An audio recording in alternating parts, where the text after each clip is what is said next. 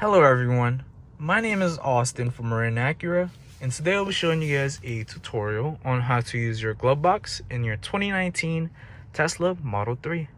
So, in order to access this feature, all you have to do is to go to the center screen right here. So actually, this glove box right here does not have a manual button to open up the glove box, but you do have an option to open it in the center screen. So I will show you how. So first things first, of course, just go to the car logo right here, which is your vehicle settings. So we're going to click on that. And then as you can see right here, it has a glove box button right here. So all you have to do is to make sure you press on the glove box. And just like that, your glove box opens. So let me give you guys another look at that. So let's see. Just like that. And yeah.